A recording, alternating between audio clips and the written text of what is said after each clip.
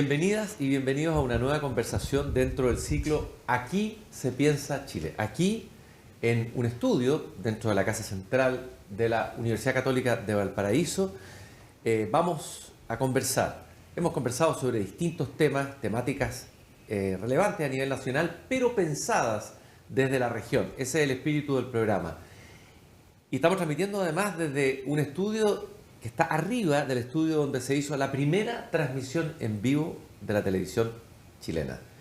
Hoy día vamos a hablar de un tema que a mí personalmente me apasiona. Yo soy profesor, con orgullo lo digo, profesor de Estado en castellano, ese es mi título, de la Universidad Católica. Vamos a hablar de educación. Y antes de presentar a nuestras invitadas, voy a leer una cita, inevitable citarla siempre cuando hablamos de educación. Y ustedes ya lo saben, soy fanático de Gabriela Mistral, no puedo evitarlo. Voy a leer algunos pensamientos pedagógicos de ella. Ella dice, por ejemplo, enseñar siempre, en el patio y en la calle como en la sala de clases. Enseñar con la actitud, el gesto, la palabra. Luego agrega, vivir las teorías hermosas, vivir la bondad, la actividad y la honradez profesional. Luego afirma, la enseñanza de los niños es tal vez la forma más alta de buscar a Dios, pero es también la más terrible en el sentido de tremenda responsabilidad. Y por último, toda lección es susceptible de belleza. Para Gabriela Mistral, el ejercicio docente, profesional docente, era una actividad casi, diría yo, con rango sacerdotal, y tiene además mucha fuerza en la dimensión estética. ¿Son estos pensamientos actuales, vigentes, o son teorías anticuadas del pasado que no tienen que ver con los desafíos que enfrenta hoy día la educación chilena? Hoy día vamos a hablar de educación y vamos a conversar con... Bueno, somos 3 profesores aquí en el set. Primero, quiero dar la bienvenida a Carmen Montesinos. Bienvenida, Carmen. Gracias. Carmen es profesora y académica de la Universidad Católica de Valparaíso, o sea, de esta casa de estudios. Es doctora en Psicología Educacional, profesora titular de la Escuela de Psicología, directora del Centro de Líderes Educativos de la Universidad Católica de Valparaíso, investigadora del CIAE, Universidad de Chile, pero además tiene un pie en la tierra de la educación real, es presidenta del directorio Colegio Rubén Castro, que está administrado, entiendo, por la universidad. Así es. Muy bienvenida, Carmen, a esta conversación. Muchas gracias por la invitación. También nos acompaña Mariana Elwin, ella es pedagoga en Historia y Geografía de la... Profesora de Estado. Profesora de Estado en Historia y Geografía de la Pontificia Universidad Católica. Ella fue diputada, fue ministra de Educación en el gobierno de Ricardo Lagos. Ahí trabajó por la mejora de la calidad educativa en el país, ese fue uno de los objetivos. Participó del panel de expertos del 2010. También es vicepresidenta de la Fundación Patricio Elwin, directora ejecutiva de la Corporación Aprender y además presidenta de la Junta Directiva de la Universidad Gabriela Mistral. Y también tiene un pie en la tierra porque también participa en educación en un colegio real, por decirlo así, no solamente desde la academia. Bueno, lo primero que quiero preguntarle a cada una de ustedes es su encuentro con la educación. A ver, ¿se encontraron por azar con la educación? ¿Fue una llamada interior? ¿Fue algún profesor que los marcó? ¿Cómo llegan a decidir dedicar su vida, prácticamente, ¿no es cierto?, a la educación, que es algo cada vez más difícil? Digamos, hoy día se discute mucho, se conversa mucho. Es como, vas a ser profesor, ¿por qué tomas esa opción? Hay otras opciones mejores. Carmen. Mira, para mí la educación creo que es clave para la equidad social.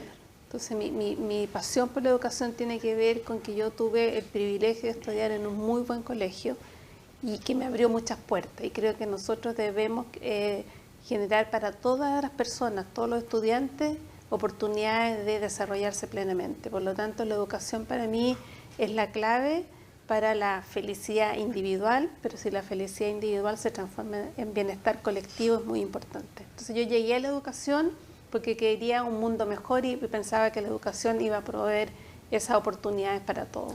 ¿Y hubo algún profesor, alguien que te marcara, algún referente? Bueno, tú estudiaste en la universidad acá, pero hiciste un doctorado fuera, ¿algún educador que te haya marcado o pensador de la educación? No sé. Sí, yo creo que a mí lo que me marcó más bien eran los profesores que eran capaces de reconocer como en cosas muy chicas el valor de las personas. Entonces me acuerdo una vez cuando estaba en primero base, por ejemplo, yo había que hacer un dibujo con una pelota y lo hice con todo y la profesora me dijo, qué estupendo, o sea, era como esta idea de incentivar la creatividad.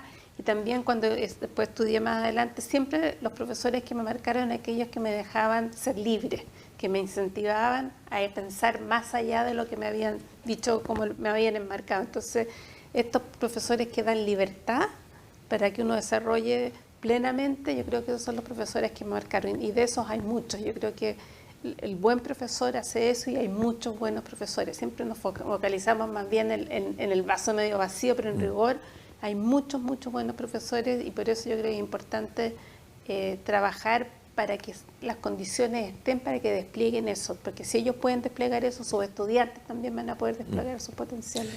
Tu historia es interesante porque tú te fuiste a estudiar afuera, a Estados Unidos, y te viniste directo aquí a la quinta región. No pasaste de alguna manera por Santiago, por decirlo así. Pasé un ratito. Un ratito. Te viniste acá, ¿no es cierto? Sí.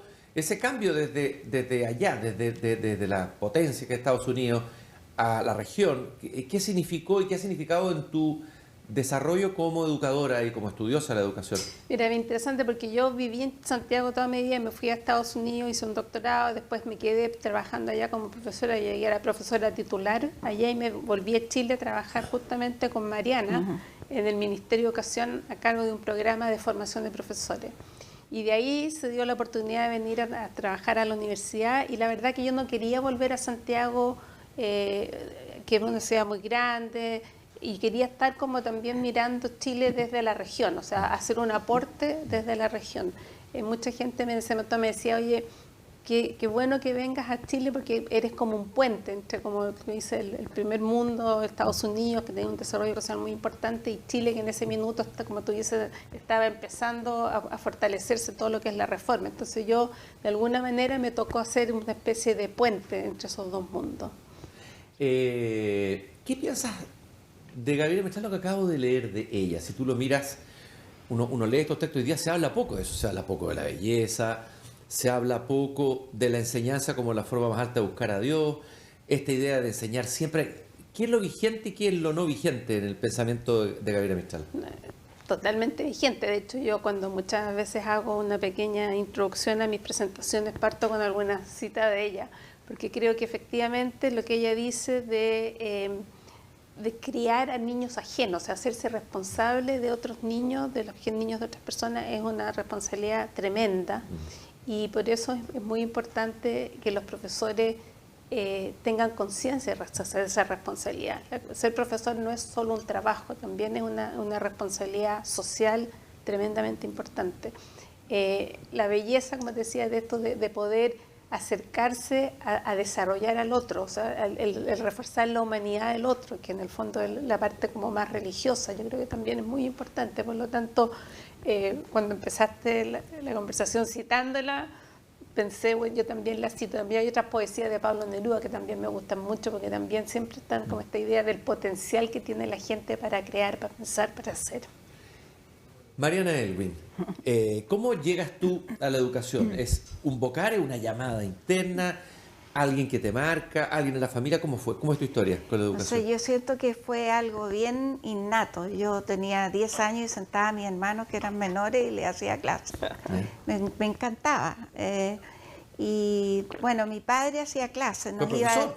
Claro, él nos iba a dejar al colegio bien temprano en la mañana, llegábamos las primeras, porque él de ahí se iba al Instituto Nacional a hacer clases de educación cívica y economía política.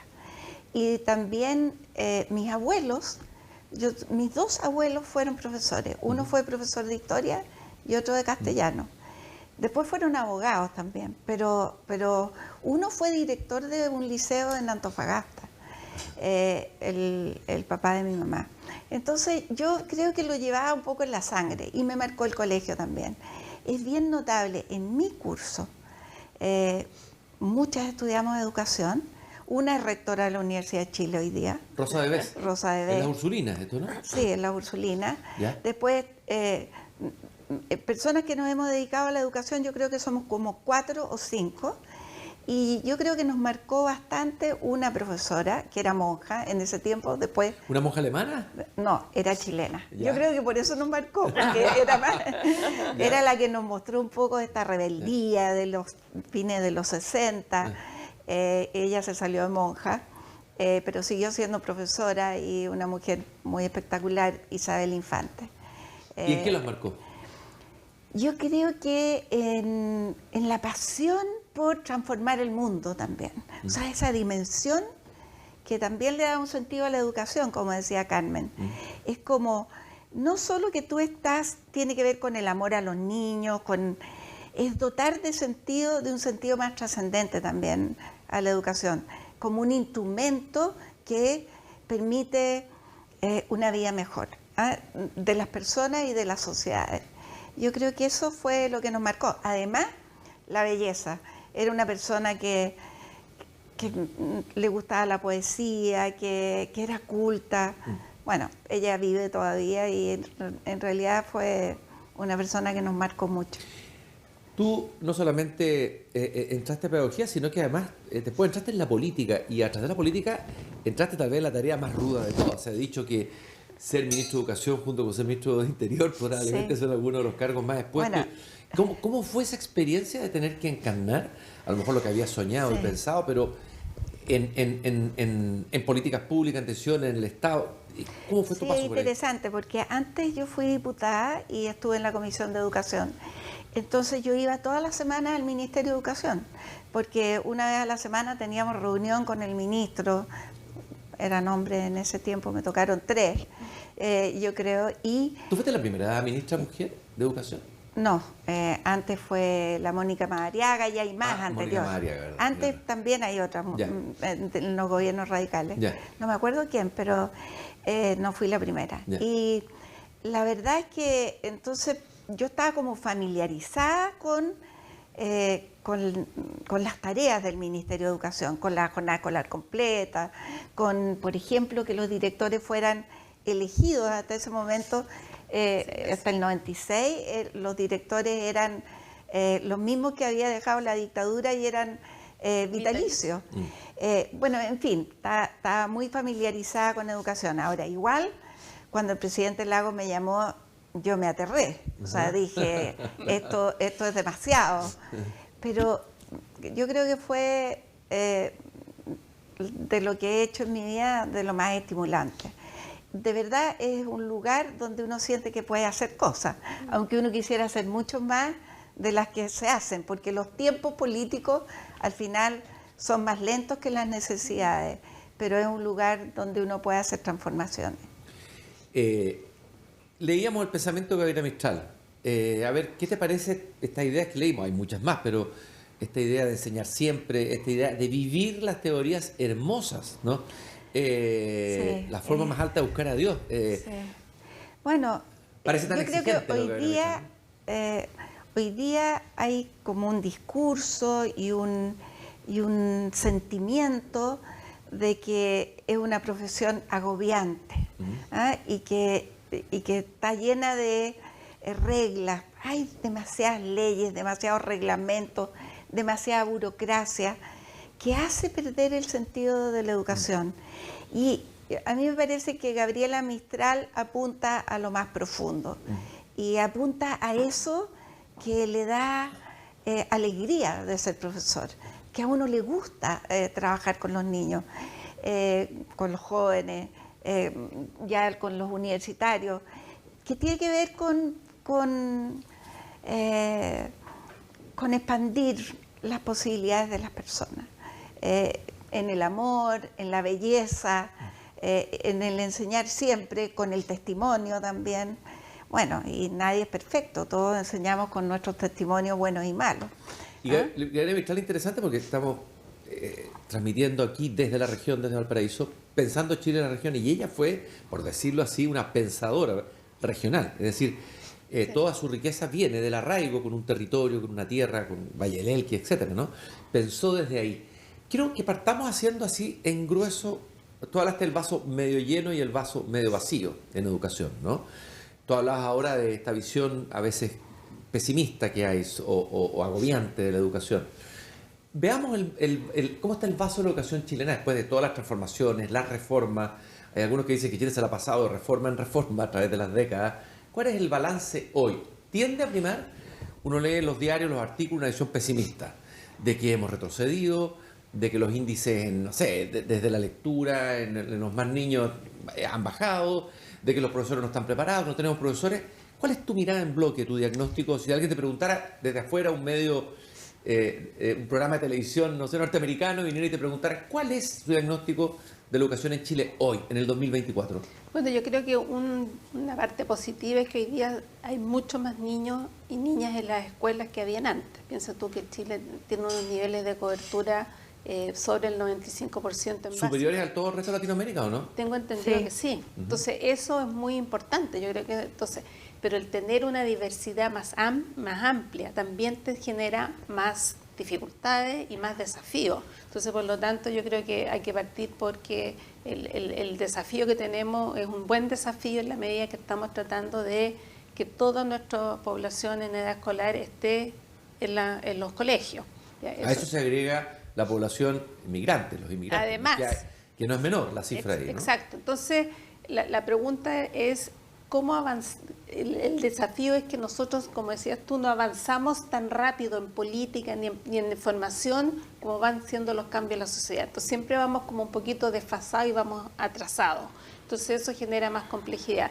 Yo creo que el desafío que tenemos hoy día con tener con todo el tema de la violencia escolar, por ejemplo, post pandemia, también es reconocer que la escuela no puede ser distinta a la sociedad en la que está inserta. La escuela tiende a reflejar la sociedad, entonces el desafío que tenemos desde la educación es, por una parte, transformar la sociedad, pero por otra parte somos un reflejo de la sociedad que tenemos. Entonces, ¿cómo se negocia esa atención? Yo creo que es una cosa importante, y por eso son importantes que en vez de pasar tanto tiempo como buscando culpables, empecemos a pensar cómo nos unimos en torno a un propósito compartido. Yo creo que los avances que tuvo Chile en educación y que están súper reconocidos en los periodos de la concertación tenía que ver con que había un proyecto país que no cambiaba de gobierno en gobierno. Yo creo que el desafío hoy día es que viene un gobierno y los profesores te dicen, mira, viene un gobierno con esto es lo más importante, vamos para allá.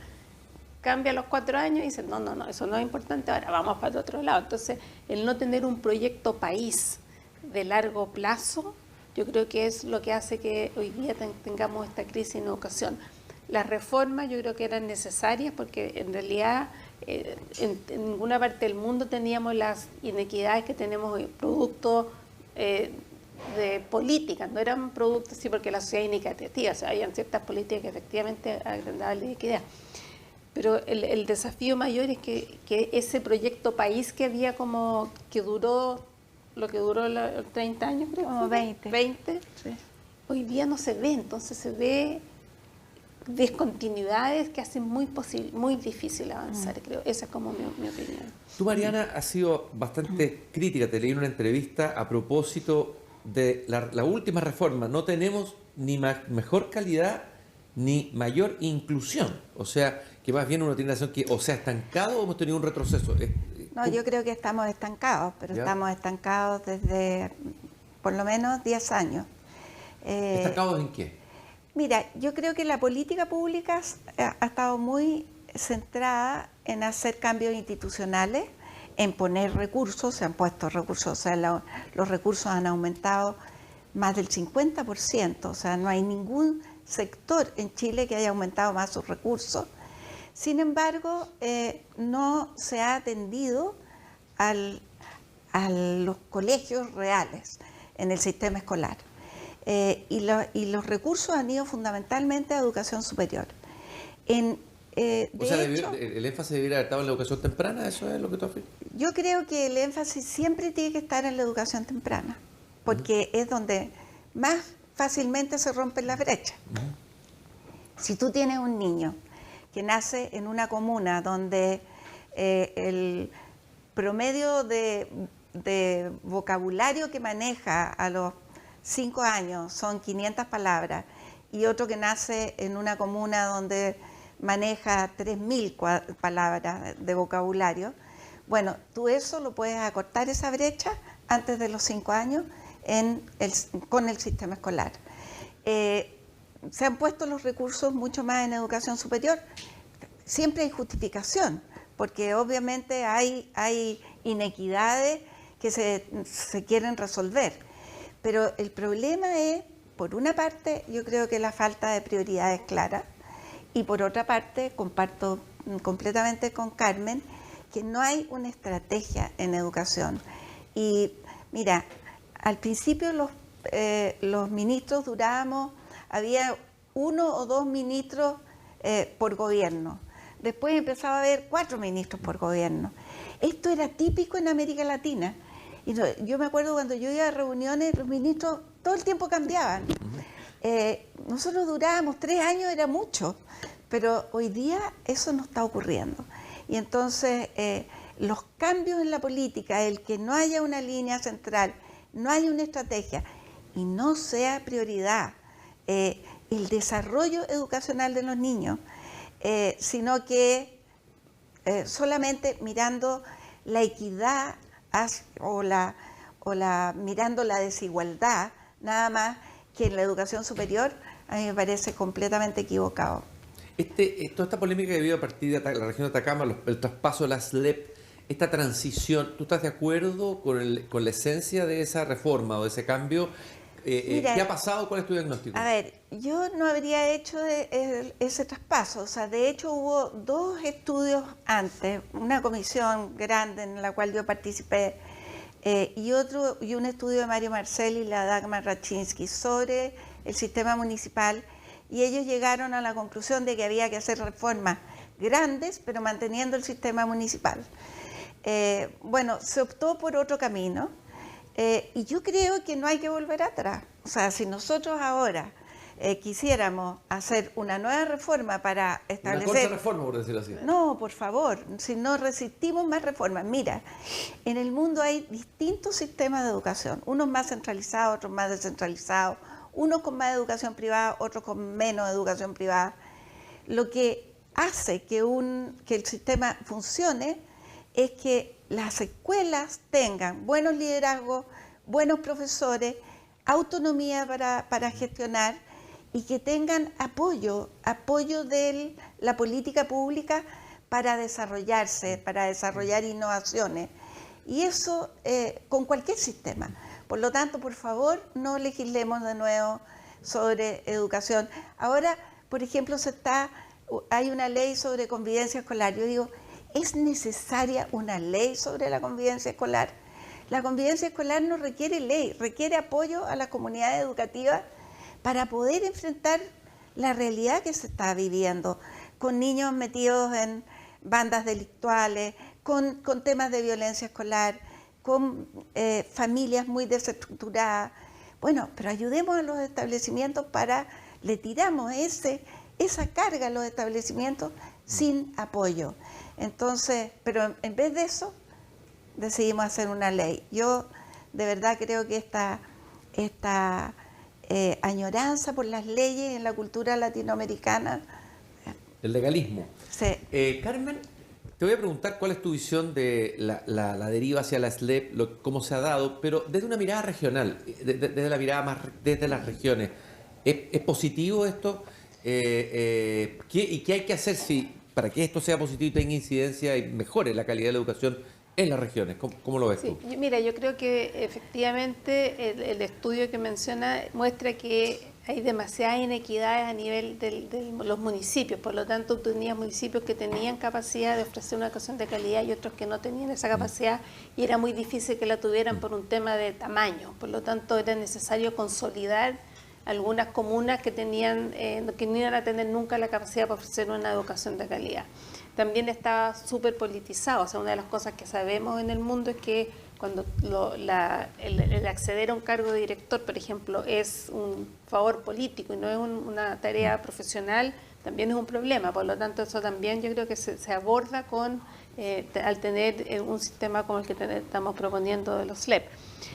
Pero el problema que tenemos es que es una reforma tremendamente compleja, pero no existe la capacidad instalada para desarrollar esa reforma. O sea, si tú quieres decir, mira, en realidad vamos a tener unos apoyos técnicos de Arica a Punta Arenas, muy fortalecidos, pero la gente no se quiere ir a trabajar a lugares lejanos, por lo tanto la capacidad técnica a nivel de SLEP para poder hacer los apoyos necesarios no está. Tampoco se cambió la subvención, por lo tanto sigue siendo el pago por matrícula, y sabemos que el pago por matrícula también por asistencia, genera inequidades.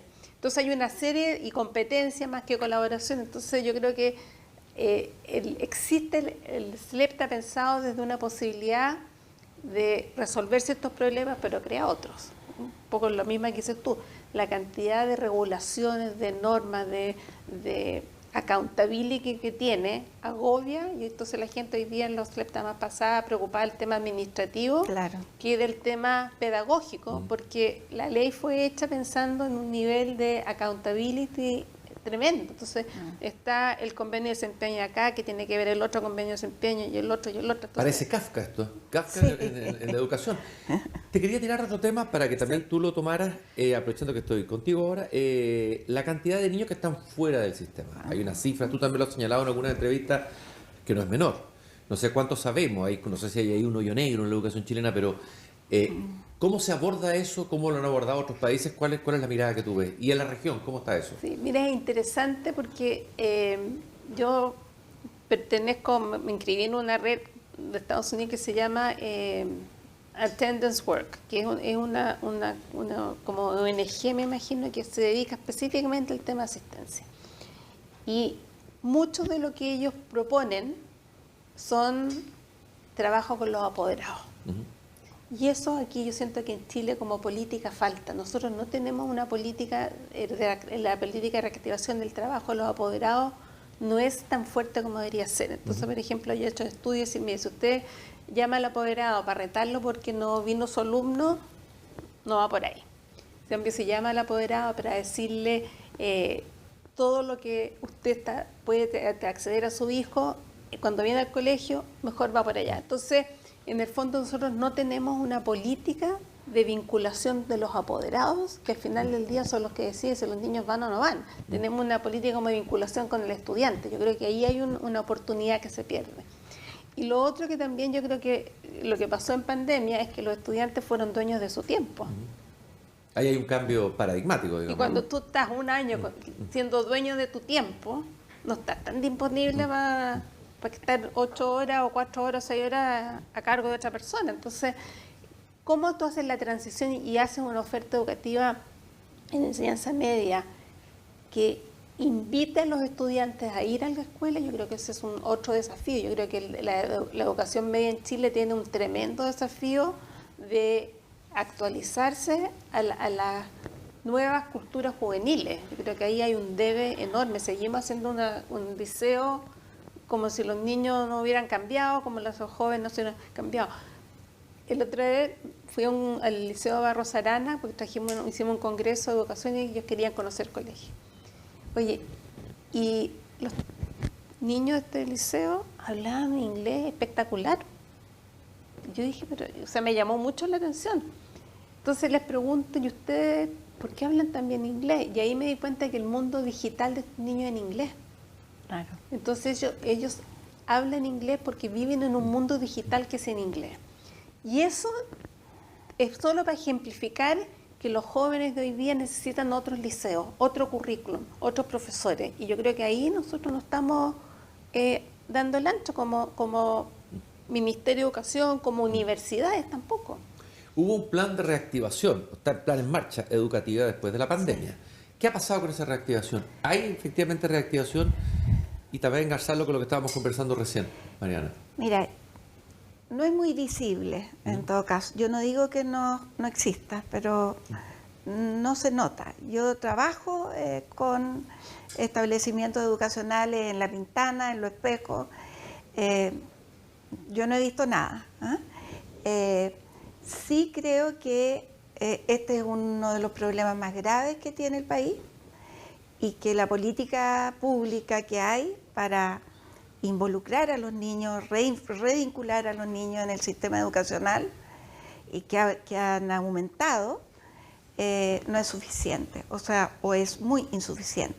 Por ejemplo, hay muchos niños que desertan y que después van a la educación de adultos. Esa educación de adultos, que hace 2 años en uno, para niños de 17 años, 16 años, 15 años incluso, no tiene subvención preferencial, tú no tienes ninguna posibilidad de contratar un asistente social o hacer un programa de convivencia o de deporte. No tienes cómo atraer a esos jóvenes. Yo creo que la ausencia de política pública para estos jóvenes de sectores del sistema es uno de los problemas más graves que hay hoy día en Chile. Y creo que es muy insuficiente lo que se está haciendo. Tu diagnóstico de la situación de la educación pública, se ha hablado que el deterioro es total, es brutal, que es una decadencia completa, todo el tema de los liceos de excelencia y luego los otros. ¿Cuál es tu diagnóstico hoy de la educación pública y qué se puede hacer? Yo creo que es más matizado de lo que se dice, porque hay de todo, ¿eh? Y voy a decir algo, yo en el mismo Instituto Nacional, que hoy día está muy estigmatizado por los problemas de violencia que ha habido, pero hay talleres de ciencia, de historia, unos centros de alumnos súper comprometidos. Tú puedes ir a hacer una actividad en el Instituto Nacional y no te pasa nada. O sea, yo la primera vez que me invitaron dije, no me atrevo a ir. Van a aparecer overoles blancos. Me van a aparecer, me van a incendiar. Y resulta que no es así. Entonces creo que hay de todo. Y sí pienso que ahí uno de los grandes problemas es la cooptación del colegio de profesores a los profesores de la educación pública. Desgraciadamente, los profesores de la educación pública están muy mediatizados por el colegio de profesores para hacer paro, para no comprometerse, para vivir en la queja, para no valorar el trabajo que hacen. El discurso es muy achatante y creo que eso le causa un daño enorme a la educación pública. Voy a dejar una pregunta abierta para después de la pausa retomarla, y es el tema de cómo atraer a jóvenes talentosos para que opten por estudiar pedagogía. La formación de los profesores, creo que es un tremendo tema, un tema que hoy día está vigente, vivo, de moda, etc. Así que les voy a dejar esa pregunta para que la piensen en estos minutos de pausa, que son cortitos. Ya regresamos muy pronto con Aquí se piensa Chile desde la Casa Central de la Universidad Católica de Valparaíso. Ya volvemos.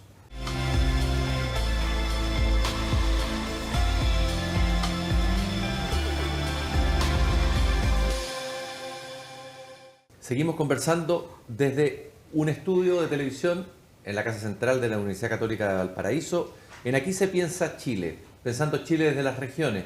Estamos conversando de educación, tal vez uno de los temas más importantes, si no el más crucial, de los que hemos tratado en estas emisiones. Estamos con Carmen Montesinos, profesora de la Universidad Católica de Valparaíso, Mariana Elwin, ex ministra de Educación, y yo dejaba una pregunta antes de ir a la pausa que tiene que ver con cómo atraer a jóvenes talentos a hacer clases en educación, a formarse como profesores. Esa es la primera pregunta. Y la segunda es, ¿dónde hay que poner el énfasis en la formación? ¿Qué es lo que hay que corregir o mejorar en la educación de los profesores, la formación de los profesores?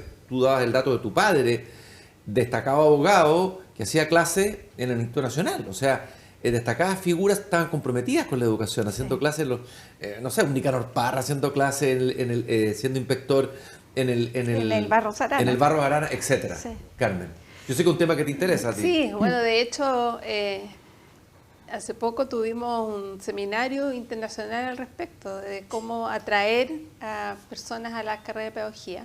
Yo creo que la atracción de personas a la pedagogía parte por un grupo importante que son los jóvenes, secundarios, pero hay otro grupo no menor que son los profesionales, que ya están formados y que pueden tener, como por decir, una vocación más tardía y que también muchas veces están más preparados para hacerse cargo de, imagínate una persona de 22 años a cargo de niños de 17, 18, es tarea no menor. Incluso hay gente que plantea que la formación de profesores debería ser después de la formación en disciplina, porque tú a los 22, 24, 25 Hay años... una inmadurez todavía. Claro, tiene una madurez para hacerte cargo, en cambio que a los 22 años es muy difícil. ¿Y hay alguna experiencia internacional? Hay hartas experiencias internacionales, de hecho en Chile ya se están ofreciendo cada vez más Sí. los programas de prosecución de estudio, que efectivamente son programas pensados en personas que ya tienen la licenciatura y que pueden sacar la pedagogía en un año y medio. Pero hay que asegurar que esos programas sean de buena calidad, entonces ahí hay todo otro tema de la acreditación que es complicado.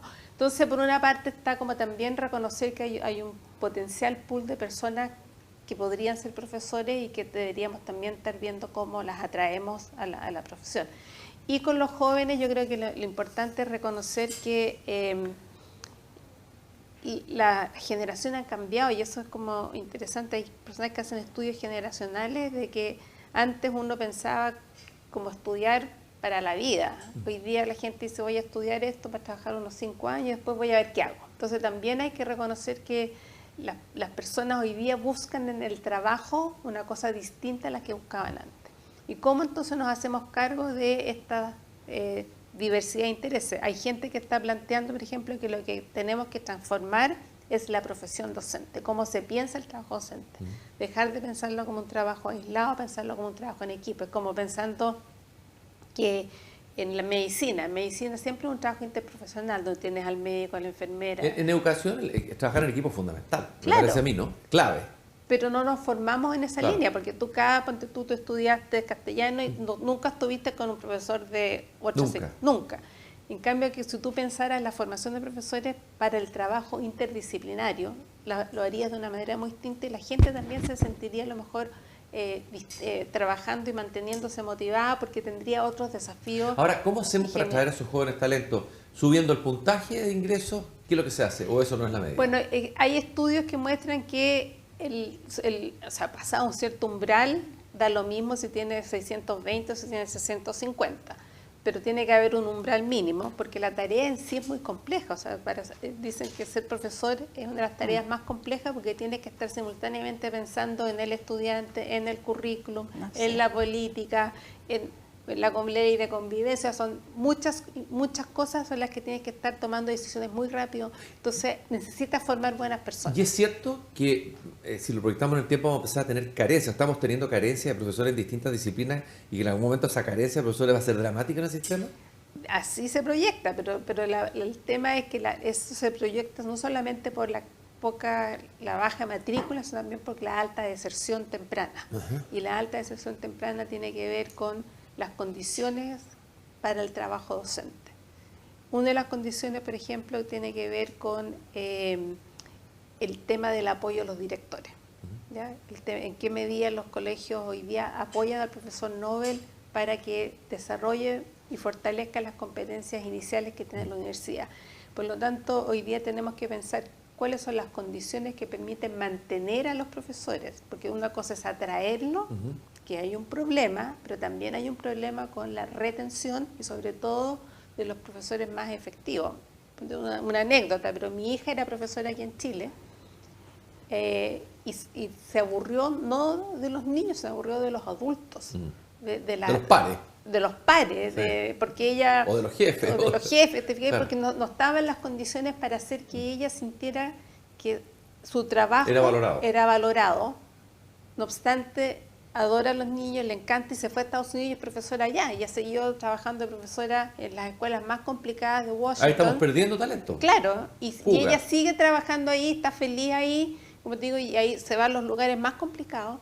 Pero aquí en Chile se agobió con los adultos porque no había ese apoyo que permitía que ella fuera una buena profesora. Mariana, ¿cómo ves tú y cómo lo abordaste cuando eras ministra? ¿Cómo has visto la evolución? ¿Qué es lo que se está haciendo ahora? ¿Tu mirada sobre la formación y atracción de talentos para que hayan buenos profesores en Chile? Sí, bueno, durante bastante tiempo hubo una beca para las personas que tuvieran sobre 600 puntos para ingresar a estudiar pedagogía. También había becas para que los profesores fueran a estudiar al extranjero. Yo recuerdo que salían profesores desde que iban a Cuba, a Inglaterra, a Canadá, a Bolivia a estudiar educación intercultural, salían muchos profesores a estudiar fuera. Y sin embargo, siempre la medición era si esto tenía impacto o no tenía impacto en los aprendizajes. Yo creo que faltan estudios para ver si eso tuvo o no tuvo algún impacto, pero independiente del impacto, sí tenía impacto en los profesores, que se quedaban, que estaban aspirando. Yo no he visto una carrera en la cual los profesores estudien más. Se pasan haciendo magíster, diplomados. Es una cosa, el perfeccionamiento docente. Que es una cosa impresionante. Y sin embargo, hay como un tope ahí que no sé por qué se produce. Ahora, si tú a mí me preguntas qué es lo que yo creo que hay que hacer, hay dos líneas. Una, yo creo que hay que entusiasmar a los chicos en el sistema escolar. Así como tú contabas que te entusiasmaste porque te llevaron a ver un cuentacuentos en un colegio y sentiste que ahí había una pasión. Por ejemplo, prácticas en las cuales los niños más grandes le hacen clase a los niños más chicos. O los mejores alumnos hacen tutoría con algunos alumnos que tienen más problemas. Yo creo que eso es un paso para valorar que eso tiene un sentido y que es bonito y que es entretenido, en fin. Creo que hay otra línea que ya tiene que ver con cómo forman las universidades. A mí me tocó conocer una experiencia en la Universidad de Notre Dame en Estados Unidos y ellos hacen formación de profesionales, o sea, personas que son artistas, científicos, que han estudiado Derecho, que han estudiado distintas carreras y que se forman para ser profesores en 2 años. Y de esos 2 años en la práctica son 2 meses intensivos en el verano, un mes, en julio, por ejemplo, se juntan en la Universidad de Notre Dame y el resto son prácticas en los colegios que la universidad los monitorea. Y la verdad es que esas personas empiezan a quedarse en los establecimientos haciendo clases. Incluso han venido a Chile, a colegios vinculados a la congregación de la Universidad de Notre Dame, y se han quedado como profesores. Entonces, creo que hay que hacer más atractiva la propia profesión, abrirla a otros profesionales. Estoy completamente de acuerdo con eso. Y por otra parte, buscar experiencias para que los jóvenes, niños escolares, sientan que esto tiene un sentido para sus vidas. Muchas veces admiran a sus profesores, pero dicen, no quiero esa vida porque es muy sacrificada. También eso es otra cosa. Yo creo que hay que despejar a los profesores de este agobio que sienten con tanta tarea administrativa. Con la burocracia, digámoslo con todas sus letras. Es demasiada la burocracia. ¿Cómo se puede liberar a los profesores de la burocracia? ¿Qué experiencias hay en el mundo sobre aquello? ¿De que dediquen más horas a prepararse para hacer lo que tienen que hacer? A tener que estar llenando formularios y haciendo trámites y etcétera, ¿no? A ver, yo creo que es muy importante haber ido avanzando en horas no lectivas. O sea, que hoy día, por ejemplo, sea 35-65 en vez de 70-30, y hay colegios que ya son 60-40, o sea que tienen 40% de su trabajo no lectivo. Lo segundo, tiene que haber mucho más trabajo colaborativo con otros profesores, pero también colaborativo con profesionales con psicólogos, con asistentes sociales, en fin, hoy día hay muchos más profesionales en el sistema escolar que antes. Y también me parece que especialmente a los directivos hay que quitarles esa carga burocrática. Hay mucho que se puede hacer desde el ministerio, demasiado, porque el ministerio pasa pidiendo informes y creo que estamos operando mucho sobre la desconfianza. Entonces, tanta regulación no pone confianza en el sistema y yo creo que nos pasamos para el otro lado. Éramos un sistema muy desregulado y hoy día un sistema hiperregulado que hace que los profesores se sientan muy coercionados frente a la libertad también de poder hacer ser más creativos, hacer innovaciones, etcétera. Estamos en Valparaíso, estamos ahora pensando Chile desde las regiones. Tú fuiste ministra de Educación, un Ministerio de Educación que funciona en Santiago, que está centralizado, no sé cómo es. ¿Cómo ves cuáles son las posibilidades, el diagnóstico de la situación de la educación en regiones en Chile? ¿Qué es lo que falta por hacer? Habría que hacer alguna reforma, no digo una ley, porque yo sé que tiene reticencia a tanta ley, pero una nueva política pública. ¿Cómo ves el desafío regional en la educación? Por ejemplo, cuando yo fui ministra, yo tenía como el sueño de que los ceremis regionales tuvieran mucho poder, que en el fondo hubiera una descentralización administrativa, de gestión en el gobierno regional. Yo creo que eso tiene que ocurrir. O sea, en la manera, o sea, los ceremis dependen del ministerio, pero debieran depender del gobierno regional y el gobierno regional tener más facultades. Pero hoy día tenemos unos gobiernos regionales que tienen poder porque son elegidos democráticamente y tienen el respaldo ciudadano, pero no tienen el poder real. Entonces, o no pueden ejercer ese poder. Entonces creo que ahí sí que se requiere una cirugía en términos institucionales. Y yo creo que las regiones tienen mucha vitalidad y mi experiencia es que es más fácil trabajar en regiones que en la región metropolitana. ¿Por qué? Porque hay mejor voluntad, porque hay más disposición a recibir proyectos nuevos, a embarcarse en una aventura. En Santiago cuesta todo más. El centro es más conservador, entonces. Santiago es más centro es mucho más conservador. Yo creo que hay muchas más posibilidades de innovación. Yo tuve una experiencia con la Fundación Oportunidad, que trabaja con niños de pre-kinder y kinder, y al final empezó a trabajar en la región metropolitana y terminó en la sexta región. Y ahí ha sido, mira, me tocó ir a las actividades que habían 500 personas, entre padres, directores, profesores, todos comprometidos.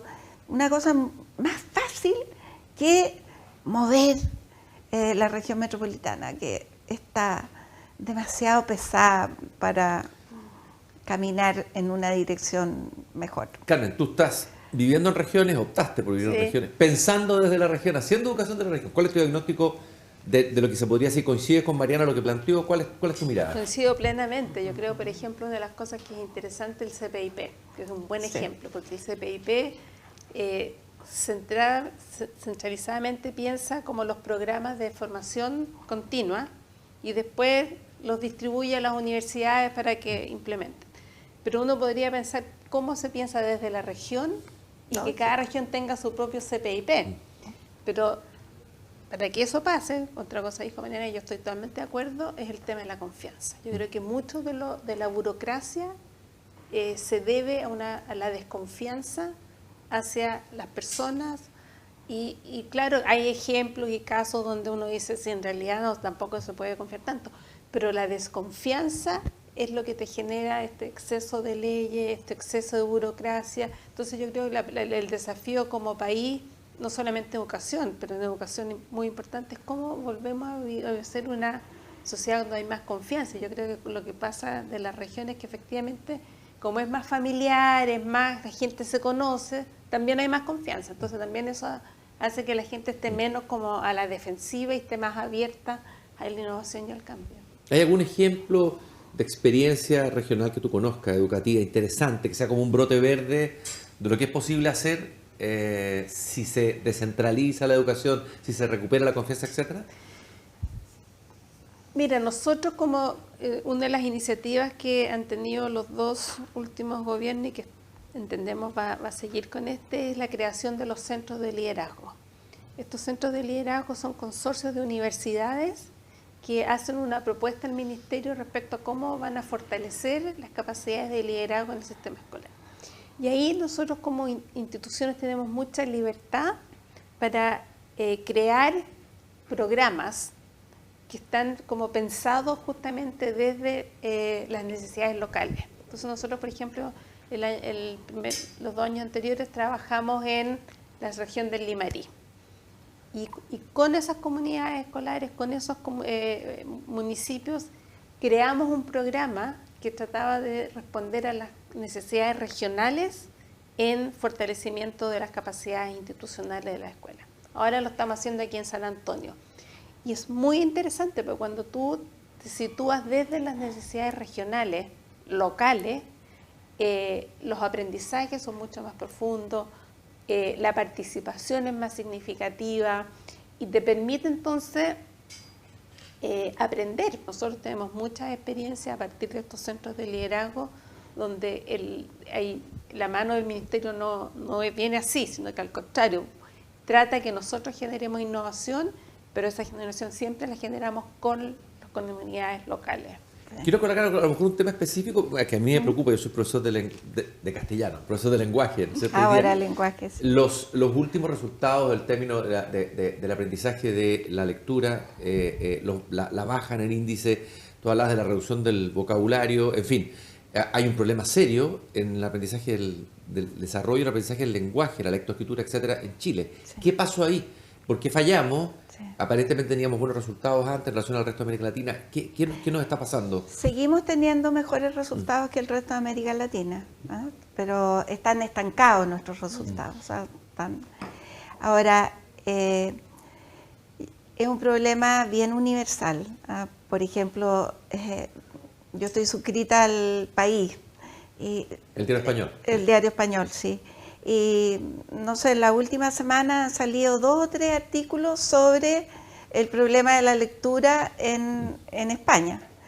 Entonces creo que hay un tema bien generalizado de empobrecimiento del lenguaje. También tiene que ver con el uso de las nuevas tecnologías. Y tú ves cómo están hablando los chicos. O sea, hay una reducción de vocabulario. Ahora, a mí me parece muy interesante las iniciativas que vienen de la sociedad civil. Por ejemplo, hay una iniciativa que está agrupando a cientos de organizaciones que se llama Por un Chile que lee.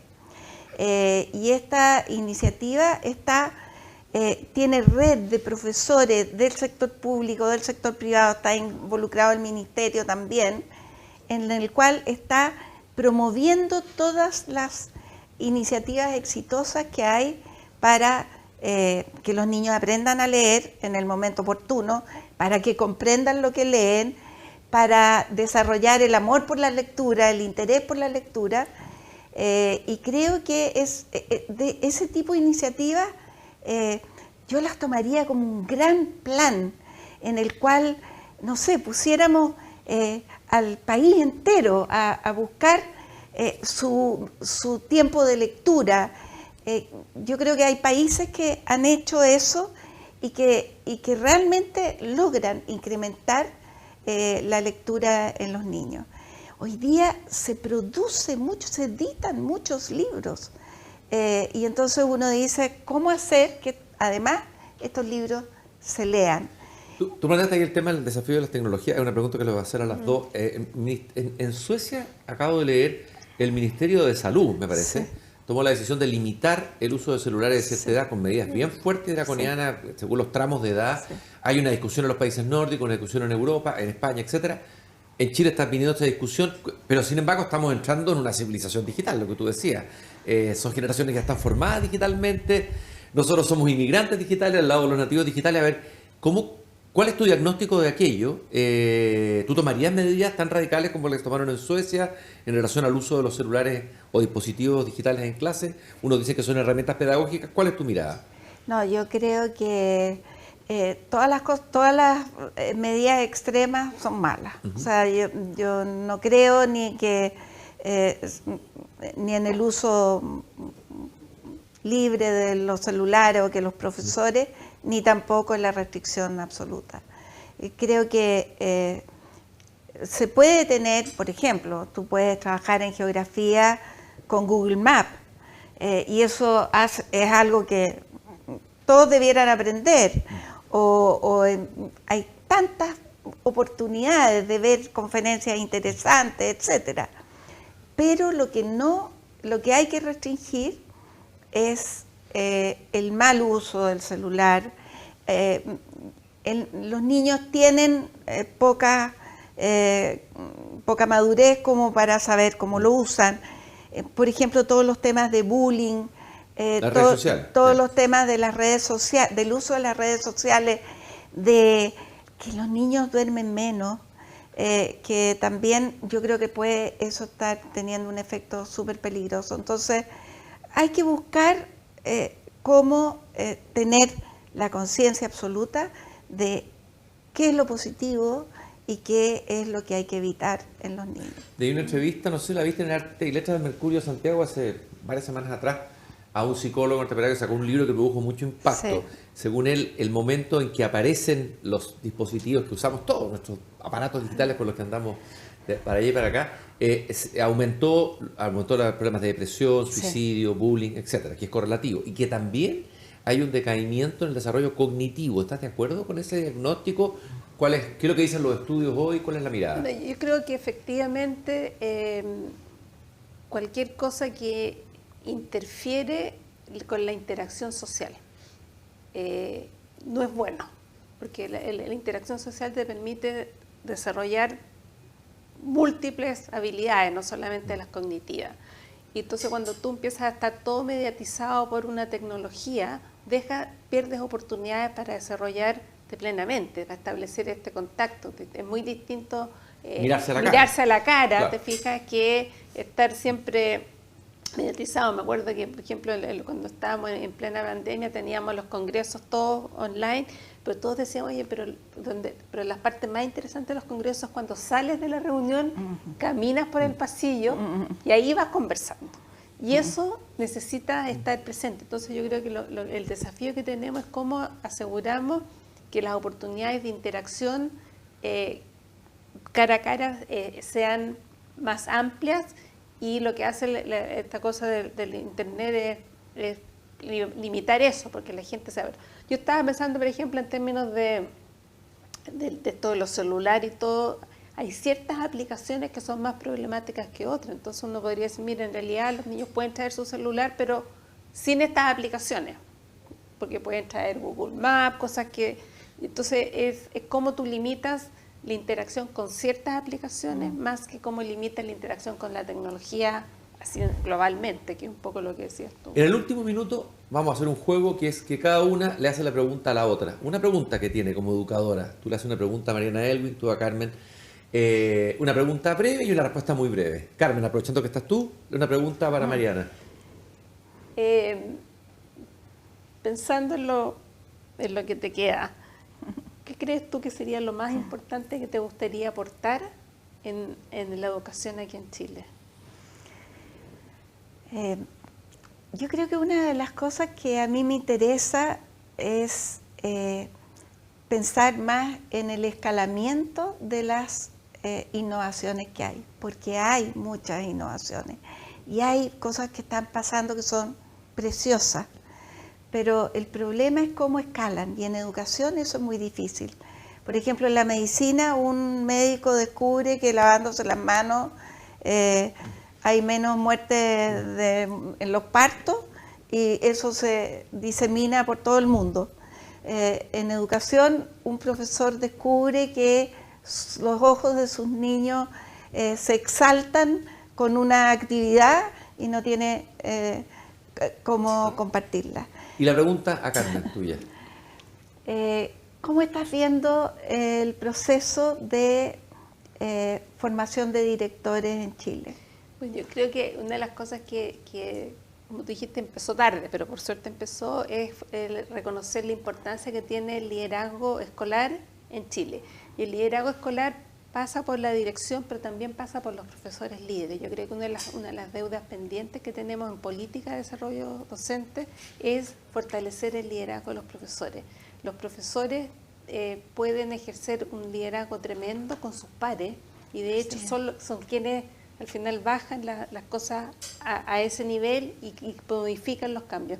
Entonces yo creo que tenemos que pensar el liderazgo más ampliamente por cierto, con la dirección escolar y su equipo directivo, pero también hay que darle mucho más espacio a los profesores para que asuman tareas de liderazgo dentro de la unidad educativa. Quiero agradecerle a ambas educadoras, yo también educadora aquí, Sí. juntos conversando sobre educación desde Valparaíso. Carmen Montesino, Mariana Elwin, muchas gracias por esta interesantísima conversación sobre educación.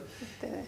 Y, Gracias a ti por invitarnos. Sí. y nosotros nos encontramos nuevamente en un próximo capítulo o sesión sobre este Pensar Chile desde las regiones. Gracias por habernos acompañado.